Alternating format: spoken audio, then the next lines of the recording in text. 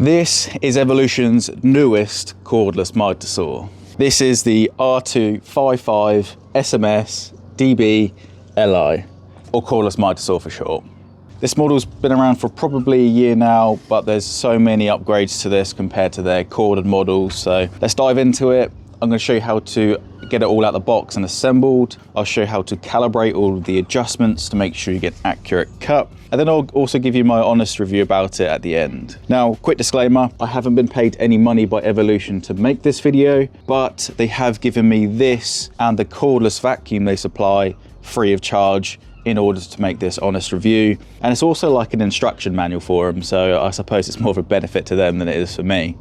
So let's unbox it. You've got a few stats there if you want to pause the video and check them out, but I will explain everything in the video. So to start off with, there's an Allen key down here and you can pull it out. And then with that Allen key, we've got the bolts on either side of the machine, and these are for the extension pieces. These extension pieces, they're actually made of metal, which is a lot better than the old model because they were plastic, but these actually feel like good quality. So with the Allen key, just take the bolts out first, drop the bolts down, and then tighten them back up. Once you've done that, really secure, let's do the other side.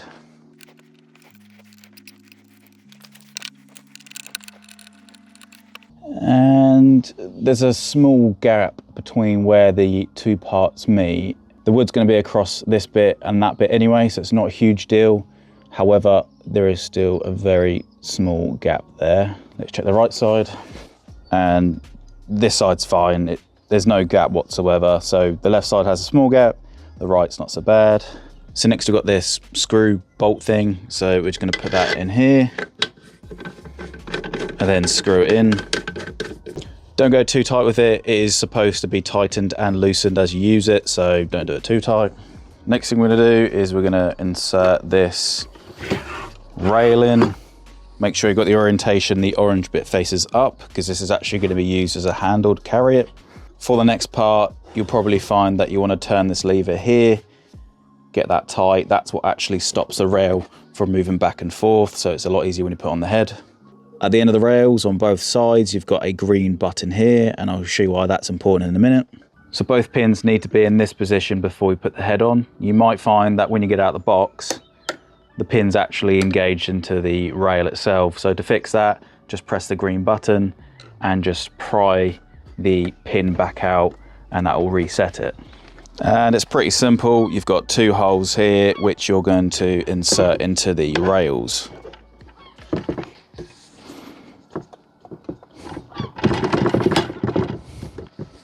And it should make a click, and the click comes from the green buttons I just showed you. So the click means that they've actually pushed out into this frame. Just double check to make sure that you can actually see the green button on this side and then the other side, and then that way you know this is actually secured to the rail. Next to the green hole, we've got an Allen bolt on this side and the other side. It should be loose, but you can just use the Allen key provided just to tighten that up more against that rail. So now that the carriage is in place, just gently hold it down, and I mean gently, and you see this silver bolt here. That's what's holding this locked into position. So I'm going to pull that out, and then the carriage can now go up and down, which is particularly useful if you want to carry the machine. So the way you would carry the machine is you'd lock the carriage down by pushing the pin back in, and then the orange lever at the back, do you remember that's how you slide the rail? Lock that in place, and then you've got your two handles to hold the machine. So I'm going to put the blade on now. So what I'm going to do is I'm going to unlock the carriage, but I'm going to keep the rail lever locked. So let's just look at the blade before we put it in. It's a 255mm diameter blade. It's got a 25.4mm hole. It's got a 2mm kerf, which just means that's the thickness of the cut that it leaves behind. It is only 28 teeth, but it is a TCT blade, which they claim can cut steel, aluminium, wood and plastic. We'll be trying that out later. And it can go up to 4,500 RPM. This is a generic blade that they pretty much stock with every single saw that they do. They do have more blades on their website, which are designed for things like specifically metal and blades for wood with a higher tooth count. But for the sake of this video, I'm just going to be showing you this one for now, but I will show you a high tooth blade in it, just as a bit of a comparison. So to attach the blade, we first need to take the bolt off, and that's a simple fix. If it doesn't come off with your fingers, you could just use the same Allen key that you used for the extension tables. Take the bolt off, and then you'll have a black metal piece in there as well, so just take that off. And then we have a silver plate, and let me just get this off so I can show you what that's about. So this piece of metal is a blade adapter, so it can fit 2 different size bores or holes in the saw blade. So at the moment this one says 1 inch, which converts roughly to 25.4 millimeters, which is the same size as the blade we've got here. But then if I rotate it, it then says 5/8 of an inch, so it can then take in a saw blade which has a 5/8 of an inch hole. So let's get it all back together. So I'm going to put the 1 inch side of the adapter facing me, and then I'm going to pull this carriage up. That just gives me more access for the blade. And then I'm going to thread the blade up through here, and then I can lower the carriage back down. The blade should sit perfectly in that adapter, and it shouldn't have any wobble to it. And the next thing we're going to put on is this piece of metal. Make sure you line it up correctly. It should click in. There we go. And then that shouldn't move any further than that. And then it's just a case of putting the bolt back in and then tightening it. Now, if you try and tighten this as it is, you're just going to rotate the blade around the machine. There's a button on the other side of the carriage, and if you press that in whilst tightening, it'll hold the blade down and it won't move anywhere. Just make sure that the arrow is pointing towards the machine and it's pointing away from you, because that's the correct orientation of how the blade should be. So the next thing I'm going to put on is the dust bag, which probably has one of the most primitive designs I've ever seen. The only thing to it is that it's got a zip at the bottom here, which you can use to empty all of the collected dust. The dust pipe has a 36mm diameter, and the saw does also come with an adapter if you want to use your own dust extraction. And the way you attach the dust bag is you just press in the clips and then just hook it over the top of the extraction pipe. There's an upgrade with this as well, which comes with the saw. It's like a rubber shroud. You can take it off and on. There are tabs at the top here, and what this is for is it just helps collect that dust as you're cutting through it. It's almost like a funnel to get it in there, so it's a really good design upgrade. If you ever use one of the older corded versions of their mitre saws, you know that dust collection is probably the worst trait with it, so at least they've made an attempt here to actually help that out a little bit. So the next thing we'll unbox are the 2 clamps. So this one is a vertical clamp. It's very similar design to the previous models. You've got a quick release lock down here, so you can just easily bring it up and down. That saves you having to twist this for hours on end. It's now on a ball and socket joint, so it's a lot easier to try and hold that workpiece down. And just to show you a bit of a comparison, this is what the corded clamp currently looks like, or the one that's a couple of years old. And you can see how the foot of it is actually just a singular piece of metal. Now the big flaw of this clamp is that the moment you start to tighten it or put too much pressure on, these 2 prongs eventually just spread out over time, and now you can see that they've actually almost gone flat, which means that there's very little surface area to hold that workpiece down. And to be honest, it was kind of a bit of a flaw from the get-go. And that's what the upgrade is with this clamp. They have changed it from metal to plastic. I've not had any issues with it being plastic. I think if you're looking for a gold standard, you probably have this design, but solid metal, maybe aluminium. To put the vertical clamp into place, there are 2 holes, one on the left side and one on the other side. So all you do is you just loosen this bolt here, and then using the knurled part, you can just drop it into place and then tighten that bolt back up. So after you put it into the hole, you probably want to release this back screw a little bit closer, just so there's a bit better leverage on the workpiece. You can press the quick release lock down and just tighten the rest of the way, like so. And then if I try and give that a pull, you can see I'm actually pulling the machine rather than the actual workpiece. So this is the second clamp that they give you. I call this a horizontal clamp just because it clamps the piece horizontally rather than vertical like the last one. Before I can even use it, I can already see it's actually damaged. I don't know if you can see this, but specifically here, the thread of this is actually bent. I don't know how well you can see this on camera, but if I turn it, if you look here, there's a lot of bend there, and you can see the thread is actually sort of spinning around, sort of up and down rather than actually just in place. So this is actually bent. I'm gonna have to get in touch with Evolution to replace this. So I'll give you an update when I've got replacement, and let's see how long they take to actually replace it. So I've got my replacement now, and it's got no bends in it, so I can actually turn it all the way and it doesn't get stuck. So I can actually show you how it works now. So both the left and the right side have this little groove here, and that is for the end of the clamp. So you're just going to put that in. It sits flush with the rest of the work surface, and then you'd get your workpiece. Because it's quite a thin piece, you might find that you have to angle it in a certain way. But then once you've got it close, you can then tighten it up.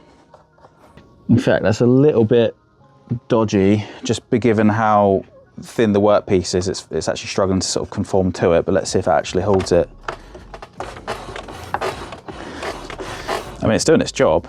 If you're that worried about the workpiece moving, you could probably use both clamps at the same time, to be honest, and then I imagine that's probably about as hardcore as you can get in terms of clamping. Yeah, that's not going anywhere.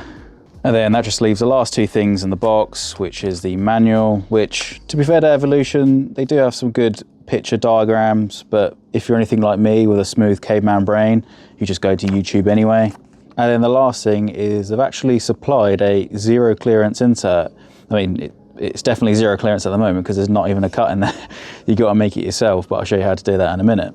Right, now we've got all the boring parts out of the way. It's time to actually look at all of the features on this saw, and we'll also look at making any adjustments to make sure we get an accurate cut. So let's start about turning the machine left or right. So to do that, just unscrew this bolt here, and then using this button, you can press that, and then you can turn the machine left or right. Once you've found the place where you want to keep it, you then twist the knob back up, and then it shouldn't move anywhere. So there are set divots where this machine locks in. So if we just spin it, there's one at 0, one at 15, one at 22.5, one at 31.6, 45, and 50. And that also applies to going around the right side as well. Now you might find that you don't actually want the machine to engage in these slots, and you want to pick a very specific angle. If you want to do that, the two levers down here, if you bring them towards you, and then this engages that button for you, and then now you have freedom of movement to choose whatever angle you want without the machine engaging into one of these pre-made slots. To be honest, I don't really see the need for that feature. There might be a really niche way of why someone might want that feature, but I have no issue with just holding the button down myself and then picking the angle and then tighten it back up. I don't need some levers to hold my button down for me as I make my choice. So the next thing we'll look at is getting the zero clearance insert in. And the way to do that is you need to take this fence off. And to do that, on both the left and right side, there'll be a bolt here. And if you undo that, then you should be able to slide the upper fence off. It's also worth noting that you'll have to do this every time you want to do a 45-degree cut, because if you don't move that fence, then there's a chance that blade will hit that fence, and that'll probably give you brown pants moment. So you can take this off. You don't have to take it all the way off, but just for this purpose, it'd be easier to show you guys. And then you've got two bolts here, and then on the other side, you've got the two bolts. They're just down there because I still need to take this fence off. So to take the bolts out, you can use the same Allen key that you've used for the rest of the parts, but just for ease, I'm just going to use this. So now we should be able to take this whole piece off. There we go. So now that you have a naked mitre saw, you just need to pry this insert plate up. And the best way I found is to pry this bit out. There is a little tab here, and there's also two tabs at the back, but then you should be able to pull it out. To put it back in, it's just like your typical TV remote. So you've got the tabs at the top, you've got a tab here, and you've got tabs along the side. You want the tabs to fit along these grooves here, so get it flush with the gap, and then just kind of slide it in. Get the two tabs underneath that gap, which is a bit fiddly. There we go, and then the tab here. And there we go. It is a new feature of this tool, I believe, so it is a nice little addition there. Now for the rest of the video, I'm not going to be using this. I might use it towards the end, but because I'm going to be doing angled cuts, the last thing you want to do is cut an angled cut through your insert plate and turn that zero clearance into a clearance. And if anyone's curious, the gap to this insert plate's about 11 millimeters. I think it's worth mentioning here how they've made a really big upgrade to how the fence sits. Now, if you've ever used an Evolution Mitre Saw before, you might remember that when you go to adjust the fence back and forth to get it parallel to the blade, there's always that small room for error to get that angle off maybe 1 or 2 degrees. Now, how they've actually designed this is that they've recessed the fence and the bolts have only one place to go. There's no room for error. And when you put that fence in, it should sit perfectly in line with the blade without the requirement for the user to make any adjustments. If I show you on the older model, it might make a bit more sense to you. So this is the old corded mitre saw I've got. It's a couple of years old now, but I imagine it's probably very similar to the ones they're still releasing. However, if you look down where the bolt holes are, they've made room for adjustments. So you can see that you could go off 1 or 2 degrees off. And if you did that along there, then there's a risk that you're not actually going to be parallel to that blade. Now, if you compare that to the new fence, you can see that it's just one hole. There's no elongated area where you can actually move it back and forth. So once it's bolted down exactly where it needs to be. There shouldn't be any need to adjust it.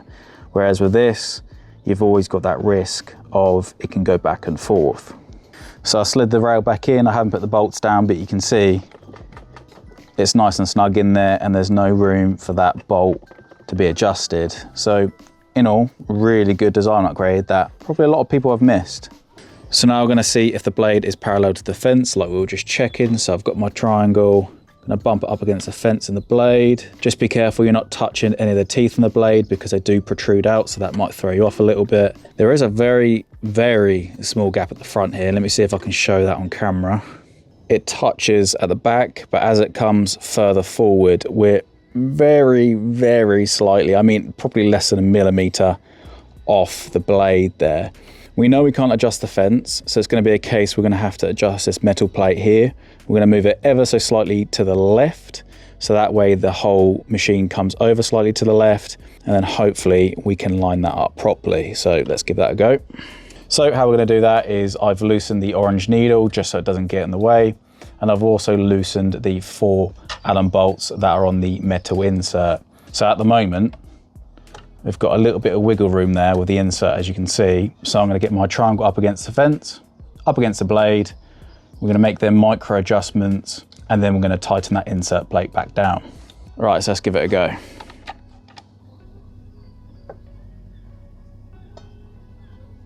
That looks about right, so I'm just going to lower that down gently. And now I'm going to re-tighten the Allen bolts. I'm just going to do the 2 inner bolts for now, just so I make sure I've got it right. We've got no gaps now. We're flush up against it. So now I'm just going to tighten the other bolts, and then we just need to get the needle back on 0. There we go, that's good enough for me. So the 0 should be a perfect 90 to the fence. Presuming this insert is accurate as well, any angles you also get should now be more calibrated as well. So moving on to the next adjustment we might have to make is the angle tilt mechanism. Now this is a double beveled machine, which means it can tilt both left and right up to a maximum of around 47 degrees. So to first use this, you need to adjust the orange lever that's at the back. You need to loosen this lever here. So if I just pull that towards me and then it'll be loose, that means that the carriage can now be moved. I'm not a particular fan of this. I don't like the idea that this handle is plastic and the only point of leverage is a bolt here. So there's a lot of plastic here which you can potentially put a lot of force into. I mean, I've never broken it before. It just feels like one of them things where if I was having a bad day, it would just be made much worse because I try and pull this and I either snap the bolt or I snap this piece of plastic. So not a fan of it, but then at the same time, it's never broke on me. So once you've loosened the lever at the back, you can now move the mechanism left and right. To release the carriage, we've got an orange pin here. There are 2 ways of using this. The first one being that you can pull it out And then as you start tilting, it will remain out until it hits a pre-made slot, which I believe is the next one will be 22.5, 33.9, and then the next one will be 45 degrees. If you don't want the machine to hit these pre-made slots, you can pull the button back out again. But this time, if you twist the button and then let go, it will fit a small recess here, and you can turn it as much as you want and it won't hit them pre-made slots. Once you found that the angle you want, you then retighten the lever that's at the back. Now we do also need to check to make sure that this graph is also accurate. So to start with, get it set to 0, which it is for me. So I've got my trusty triangle, let's butt that up against the blade. Fairly good. I mean, we are touching at the bottom. There is a very, very small gap at the top. Again, less than a millimeter, if anything. Yeah, so you can hear that, and you can probably see that now. So let's see if we can fix that. So this is where it kind of messes with your head a little bit. So to start off with, we're gonna loosen these 2 bolts here. Again, using the Allen key provided. Now, depending on if your blade is pointing to the left or pointing more to the right, you'll have to adjust for that. To be fair, the manual does actually have a good diagram on how to do this. This is kind of what I'm following at the moment. So because I want the blade to turn this way, I need to loosen the bolt on this side and then tighten that same bolt on the right side. So let's just do that. So because it's such a minor adjustment, I'm just gonna do a very small turn. And then I'm gonna tighten up this side. And let's see if that's worked. Much better, we're not getting that noise now. And we're still good at the bottom. So that's fixed. So now we just need to tighten the 2 original bolts up. So let's do that real quick. So we should only have one more adjustment to make for the blade, and this is to accurately get it at a 45-degree angle. Pull out the tab and get it to 45. There you go, it should fit in the slot. So now I just want to see if this sits at a 45-degree angle. So it's a little bit tricky. We are good. So it's touching at the top, the bottom, so I know this is a 45-degree. Let's just make sure it's the same on the other side. It's a little bit more tricky on the right side because it doesn't come all the way down because of the carriage, but safe to say that we are at a 45-degree angle. If it's not, let me show you how to fix that. This bolt right here is the one that you use to adjust for the 45-degree angle. For some reason, this is the only one that has a nut on the end of it. This is the bolt we just adjusted to get the perfect 0-degree angle. And it's this one that you need to either tighten or loosen to get the 45-degree angle correct. If you look on the other side, same thing again. The bolt here, which has the nut on it, is the 45-degree angle bolt, and this one is a 0-degree. So you want to refer to the manual which way you want to tighten or loosen this in order to get it correct for you in the 45-degree. The manual also mentions that you don't need to loosen these again. I'm not entirely sure if that's correct, but I haven't touched it. I haven't had the need to change my 45-degree angle. However, you might want to experiment with that. Once you've made all the adjustments, then you might just want to change where that needle is sitting so it's better on 0 degrees. There you go, let's try the other side. So you can see we're just a bit under there, so let me just loosen that real quick and then adjust it. There we go, that's just about right for me. So let's look at the depth stop. So on the left-hand side of the saw, there's a black metal tab here. In the upright position means it's not being engaged, but then when you push it down, that means it now allows the bolt to hit it. Now how this works is there's a bolt up here with an orange head, and then there's a plastic nut along that thread as well. Now how you'd use this, you would loosen or tighten this bolt. The further down you go, the more higher up the depth stop is going to be, so it's not going to cut as deep. Once you've found your line where you want to stop to, hold the orange bolt and then tighten that plastic nut up against this bit here. And that should reduce, it doesn't completely prevent, but it should stop the bolt or gives it a bit more friction so it doesn't loosen itself as you make repeated cuts. I've never had an issue of that actually coming undone. There is also a depth stop at the back which stops it from hitting the rail prematurely. Probably stops about 1.5 inches off the end there. And I'll be honest, there's a picture of it in the manual, but I can't figure out what it actually says to me, and I can't seem to find online what this is actually for. So you've got the 2 slots on top, and those are for the batteries. This model comes with 2 5-amp batteries, so let's just get them in real quick. And then you've got buttons at the front which show you how much charge you've got left. So this is how you turn the machine on. You've got the orange panel. You try and pull it down, it won't work. You have to hold down this black tab at the same time, and that's how you turn it on. It might feel a little bit awkward at first if you're left-handed, because you kind of have to twist your little pinky finger over it and then use it. I've got used to it. I use this machine with both hands, so it's not really an issue after some time, but it just might feel a bit awkward at first. So this machine comes with a soft start and also an electric brake, so let's just see how quick this turns off and on.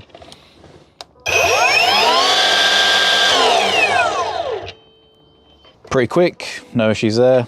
One huge upgrade they've had with this machine is they've taken away the laser and they've replaced it with a shadow line. I much prefer a shadow line over a laser, because the laser could actually be adjusted and that might not actually be accurate. Whereas with a shadow line, you can't really mess with it because it's a light. So if I show you here, bear in mind that it's a really sunny day here in the UK for once, so it's a little bit difficult to see. However, you can see where that line is, and if you look at it in comparison to the blade, that's exactly where that line is portraying, and that's exactly where the blade's going to go. Shall I stop talking now and actually cut something? Yes, everyone says in harmony. So what we're going to do is, I've got a whole different bunch of woods, varying from soft woods, different sizes, all the way up until the harder woods like sapele, oak, maple, things like that. We're going to be using the stock blade along with the stock insert, because we're going to try and make some angled cuts. But then when we move on, we'll get a finer tooth blade in there with a 0 clearance insert and see how crisp we can actually get these cuts.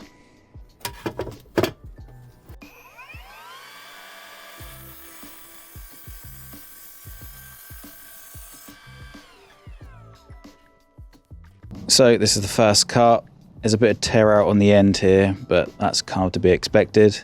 But the real importance is how accurate of a cut have we got. Pretty much spot on. I have no problems with that. Let's try an angled cut.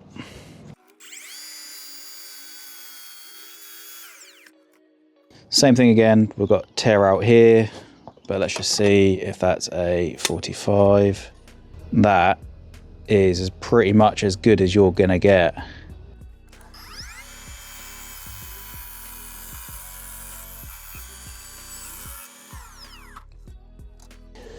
And let's just see this.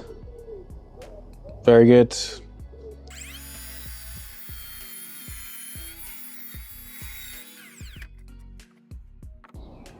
Good. Still a really nice 45. Right, so let's do a compound cut. So I've set the angle to 45, and now I'm actually going to set the tilt angle to 45 as well. So we're coming at a sort of double angle here. So let's see if we can sort that out. This is one thing you need to pay attention with as well, is that the clamp's actually going to get in the way, so I need to take that out. Right, so this is set to 45, and this is also set to 45. But please guys, check that the blade has no obstructions, because the last thing you want is to hit any kind of fence or anything that you're not expecting to hit. So just give that a check first, run it along, make sure you're not hitting anything.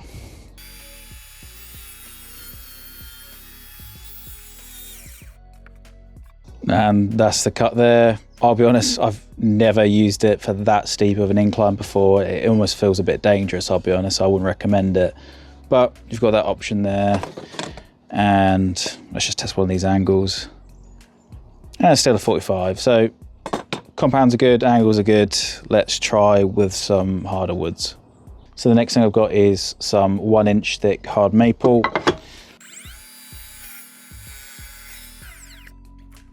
Really good cut, really smooth actually for that sort of blade. You've still got that tear out at the end there. I'm hoping once we get the fine tooth blade we can remove that, but the cut itself is actually really smooth. We're ever so slightly off at the end here. We're touching this side, but we're very slightly off. Let me see if I can do another cut and see if that was just user error. We're better, but there is still a fraction, a fraction of a gap there. We are still touching here.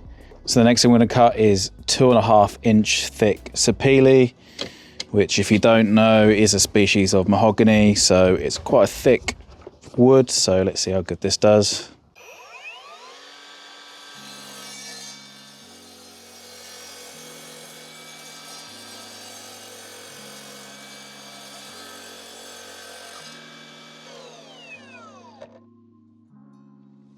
Very small gap there again. This is probably down to calibration, so it might be something I have to tweak later, but to be honest, it's so minor. What I'll do is when we get the 40 tooth blade in, if it still does it with that one, I'll probably look to see if we can calibrate that, because there seems to be a constant theme where we're touching here, but we're very, very, very slightly off here. So we'll keep an eye on that.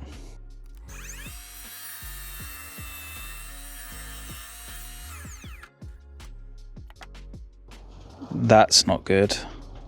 I'll tell you, we'll get the higher tooth blade in, we'll try it all again and see if we can either calibrate it or see what the problem is there. So this is the amount of dust that's been left behind without an extractor, just with the dust bag using the stock blade. So quite a lot of dust. I imagine if you're in a workshop, that's probably going to build up quite a lot, considering we've only made, what, 7 or 8 cuts, so it's a fair bit there. So if you're curious to know how much dust is actually in this dust bag, if I just, there you go, so it's just this corner here, which isn't terrible. It's probably caught about 50% of the dust, I'd say, maybe a bit more, and then the other 50% of the dust is probably gone to my neighbour's garden. But yeah, it's okay.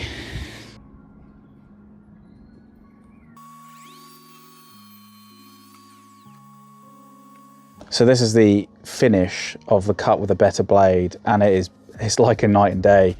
There is no tear out on any edge. Very good. And let's just see if it's a 45. Oh, that is perfect. Maybe it was just the other blade that was thrown off a little bit.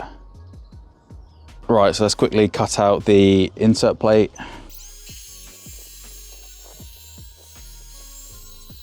And there we go. Looking good.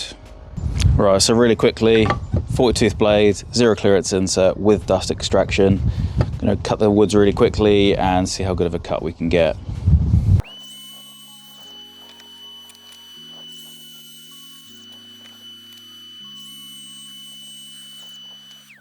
So I've got the pine, a little bit of tear out in the end, not too bad. And a straight cut. Maple, same again, good cut, very minimal tear out at the end. Straight cut. Chunk of sapele, smooth cut, small amount of burning on the end here. Straight cut nonetheless. I definitely recommend getting a higher tooth blade if you can, rather than the stock blade they sell. This just offers a much better cut.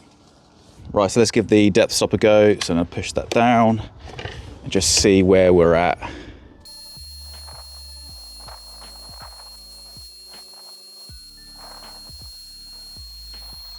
Now it's a curved cut because as the blade comes down towards here, it can't go any further than that. So you need to put a workpiece up against the fence, clamp it down, and then your actual workpiece is going to be further away, and then the blade can cut straight through and it won't cut up at this curve. So let's do that now.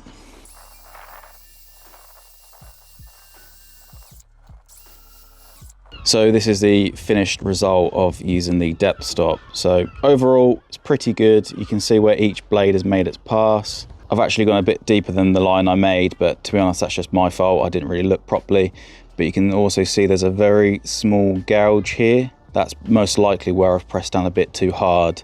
So there's always that small amount of adjustment you can make by user error, by just pressing a bit too hard or pushing it at an angle. I'd say if you're in a pinch, this is definitely worth using, but if you're planning to make repeated cuts of these, I'd probably recommend using a table saw because it's less likely to deflect. So it's time to cut my least favorite thing, which is metal. Now with the general purpose blade, it should be able to cut this 25 by 25 millimeter wide, 1.5 millimeter thick steel piping. So let's give it a go.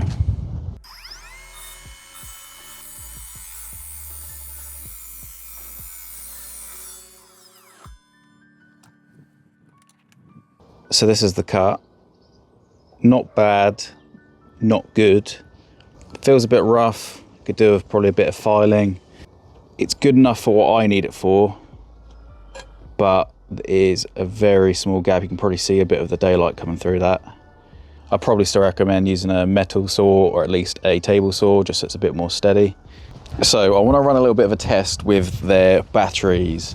Now, they supply this saw with two 5-amp batteries. They do also sell 8-amp, 4-amp and 2-amp on their website, but there's a bold claim that two 5-amp batteries can cut a piece of 2x4 320 times and up to 510 with the 8-amp batteries. Now, am I actually going to stand here and cut a piece of wood 320 times just to prove that point?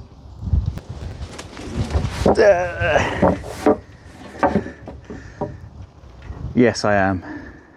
What I'll probably do is I'll cut this in half, make 100 cuts with the dust extraction with Evolution's cordless vacuum, and then I'll do the next 100 cuts without dust extraction, just so we can make a bit of a comparison between how good the dust extraction actually is.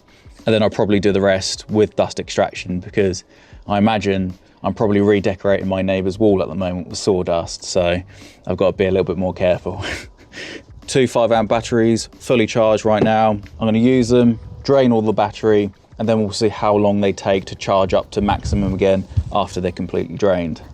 Now, I don't know how Evolution are measuring how many cuts they can make per battery charge. I'm under the impression it's probably turn it on, make 1 cut, and then wait for it to stop. I don't have the luxury of all that time. I'm not going to make 300 cuts and then wait for it to turn off and on every time. I'm just going to turn it on, make as many cuts as I can until that battery dies out.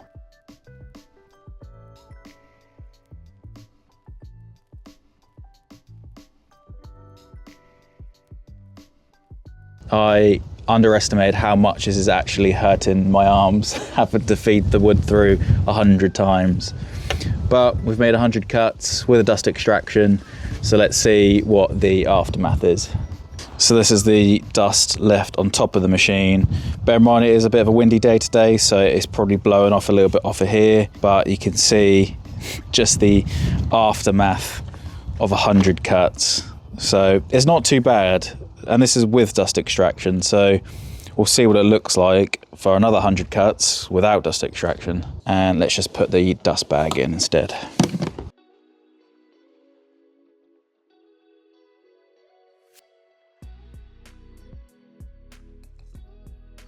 So now on 60 cuts, you can see it's definitely building up. It's just getting blocked in the pipe now. Every 3 or 4 cuts we're making, it's just getting blocked. It can't even get to the dust bag. We're only about here now in terms of dust. So I'm going to empty this. I'm going to clear this out, but this is getting blocked so often when it's not got extraction for it.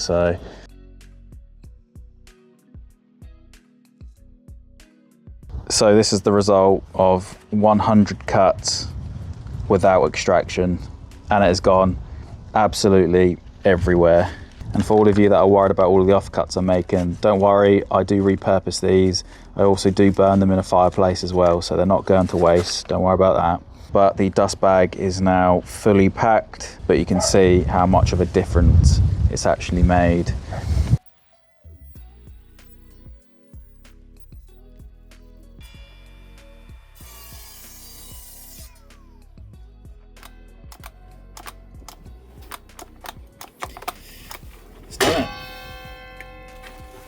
So this is the result of another 100 cuts I've made. Let's just check the batteries.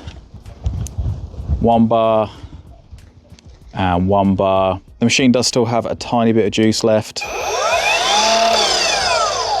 but you can hear it's already starting to struggle, and every time I try and make another cut with it, it just stops halfway through, so I'm not going to push it any further than that. In all, 300 cuts out of the 320 that they claim to get with these batteries is a pretty accurate result in my eyes, so quite happy with that. So the last test I want to try out is how long it takes to fully charge these 5-amp batteries from 0 to 100 using their charging station. Now, Evolution claim that the 5-amp batteries can go from 0 to 100 in around an hour, so I've got a stopwatch. Let's see how long they actually take.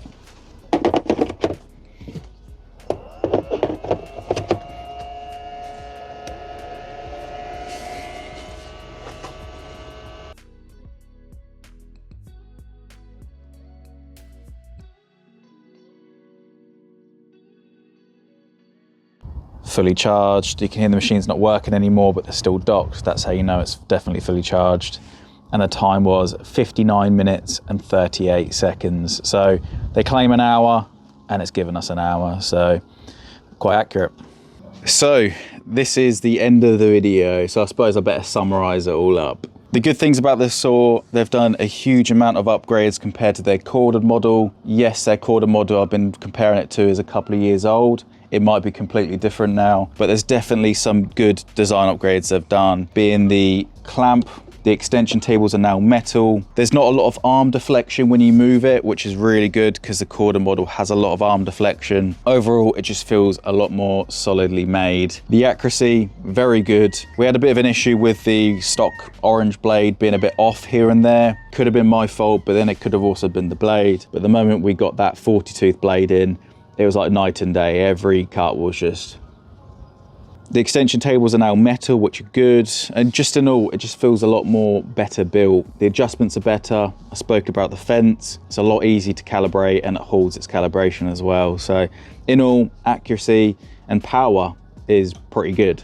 The bad parts. There isn't a huge amount to say bad about this machine, but there are just a few things that could have been done a bit better. Of course, you've got the dust extraction, which it probably only catches maybe about 50% of the dust. You've got to get some kind of dust extraction in this machine, otherwise it's going to go everywhere. That being said, I'm sure every table saw, mitre saw without dust extraction is bad anyway, because you're cutting a lot of wood.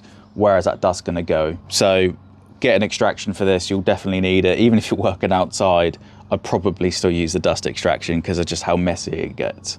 So now let's talk about the price. There's a reason why I haven't said this is budget friendly in the video title. Yes, we all know that cordless machines are can be twice the price of their corded variants, and that all comes down to the batteries.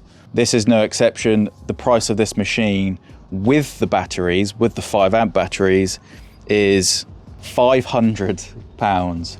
Now, in the grand scheme of things, if you compare it to DeWalt, Makita, and their cordless mitre saws, they can go up even over £1,000. So in the big picture, yes, this is really good for your money. It's cheap in that respect, but then 500 quid is still 500 quid, and that's quite a lot of money for someone to pay for a mitre saw.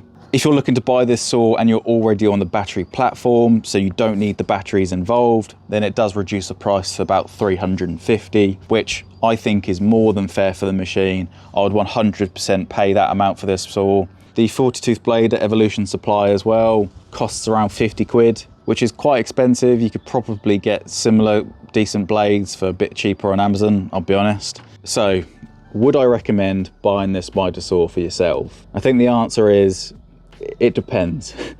Now, if you're new to my channel, I make everything on this 7-foot by 3-foot workbench. I don't have any outdoor electrics. If I want electrics, I have to go in the house with an extension lead, plug the extension lead into the house and run it out of the spare bedroom and then onto the workbench, which during UK winter, when it can be -1, -2, is absolutely horrendous. I hate it. So that being said, if you're looking for portability and you're looking to take this onto a job site, or you're going to be moving it around for doing DIY around the house, then 100% I would recommend this. Would I recommend Evolution's corded mitre saw? If it's anything like the one that I've got, which is 2 years old, probably not. Yes, it's a couple of years old. Yes, they might have done some upgrades to it, which isn't so bad now. It wasn't very accurate, and I found that the blade, even when I put new blades on, it just kept deflecting and gouging into that piece of wood and pretty much ruining my workpieces. The saw comes with a 3-year warranty, which you can see when I had to replace the clamp. They usually get back to you within